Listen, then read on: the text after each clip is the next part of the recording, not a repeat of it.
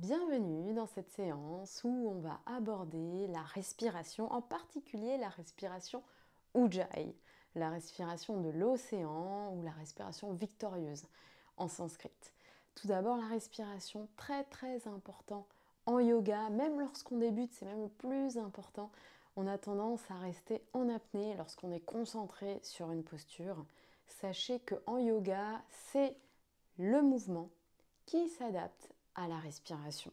Comprenez dans le sens respirer et ensuite bouger. Ok, ça ira tout de suite mieux. Alors, respiration classique en yoga, lorsque vous pratiquez, c'est la respiration Ujjayi. On peut aussi la qualifier de respiration thoracique. On va plus loin? Ok. Respirez exclusivement par le nez. La bouche est fermée. Donc, essayez de ne pas crisper votre bouche. Juste commencer par respirer, idéalement en tailleur. On peut aussi exercer cette respiration allongée, mais installez-vous en tailleur. Puis fermez la bouche et respirez par le nez. Simplement par le nez, ne pensez à rien. Visualisez le souffle. Visualisez quand vous inspirez par les deux narines, l'air frais qui rentre par vos deux narines, qui traverse votre trachée, vos poumons, et visualisez son chemin à travers votre corps. Expirez toujours par le nez, simplement. Vous pouvez mettre pause sur la vidéo pour vous entraîner à respirer uniquement par le nez. Ok, une fois que vous êtes prêt, que tout va bien, on va aller un petit peu plus loin.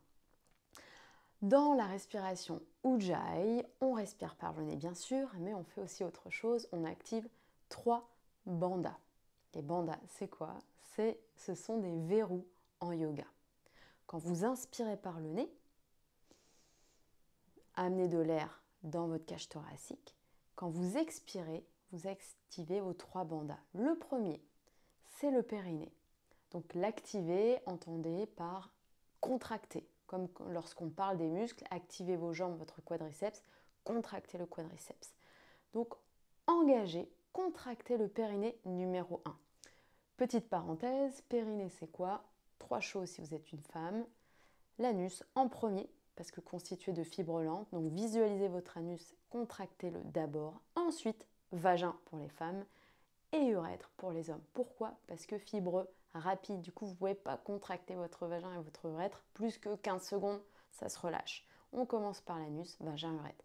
Hop, premier bandha. Ok, je ne suis toujours pas en train d'expirer. Une fois que c'est engagé, je commence à expirer et en même temps, deuxième bandha, le transverse. C'est quoi? C'est l'abdos le plus profond. C'est l'abdos de la taille, l'abdominaux qui permet de resserrer votre taille, d'emmener vos viscères vers l'intérieur, de rentrer votre ventre. Ok? Et comment on le contracte, ce transverse?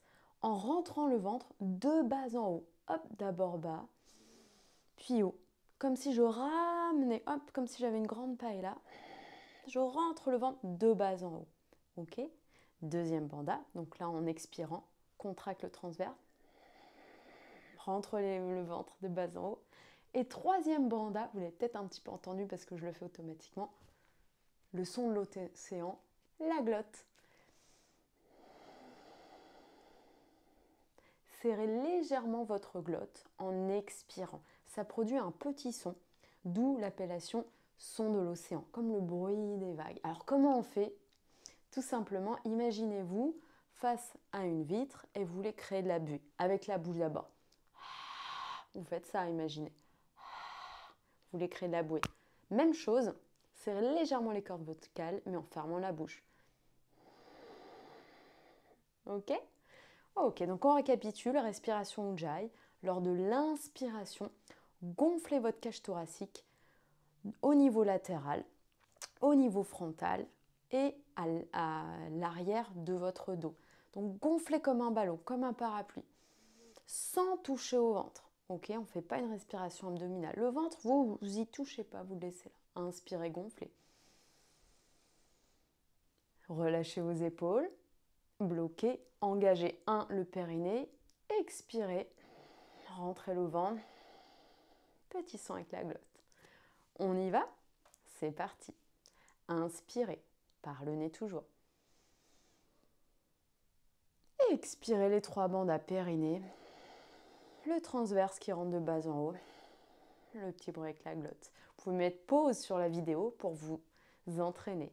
Inspirez par le nez, gonflez la cage thoracique. Sentez la cage thoracique là. Vous pouvez mettre vos mains ici au niveau des côtes. Vous sentez que vos côtes, elles s'éloignent l'une de l'autre. Gonflez à l'avant, sur les côtés, à l'arrière. Et périnée engagé, serrez anus, vagin, urètre. Rentrez le ventre de bas en haut. Sentez votre taille là qui se serre. Petit bruit avec la glotte. C'est la respiration Ujjayi. Toujours par le nez. Gonflez la poitrine à l'inspire et à l'expire, périnée, transverse et son avec la glotte. Ça vous permet tout simplement de tenir vos organes, de ne pas vous blesser. Et vous travaillez également votre périnée qui est lui relié à votre diaphragme et aussi qui est lié à votre transverse. Tout ça est lié pour une meilleure coordination de mouvement, pour évoluer en toute sécurité. Donc vous allez voir, dès que vous allez commencer à bouger, à faire quelques postures, le prof souvent vous donne des indications. Inspirez, levez les bras, expirez, baissez, inspirez, gonflez la poitrine, expirez, baissez par exemple. Donc attention, le focus c'est bien la respiration. Les mouvements viendront après. Ok, n'essayez pas d'enchaîner les mouvements le plus vite possible parce qu'automatiquement, ce que vous allez faire, c'est être en apnée, comme si vous étiez avec masque tuba, hop, dans les Caraïbes. Ça marche? Ça, c'était la respiration Ujjayi. Évidemment, elle vous permet aussi d'aller plus loin dans les postures et vous allez voir qu'au fur et à mesure que vous utilisez cette respiration, vous allez vous apaiser, vous calmer, vous faire beaucoup de bien. Petit conseil, vous pouvez, si vous n'avez pas le temps de faire votre pratique ou votre routine du matin, juste vous positionner assis en tailleur ainsi, ou bien en Shavasana, ou même en déesse du sommeil avec les pieds joints en diamant et le dos au sol, et vous entraînez sur la respiration Ujjayi en posant la main gauche sur le cœur et la main droite sur le ventre. Comme ça, vous sentez bien votre cage thoracique qui se gonfle et le ventre, lui, qui se resserre au fur et à mesure. Ça suffit déjà amplement à entrer dans un état semi-méditatif qui est très très très favorable à l'épanouissement.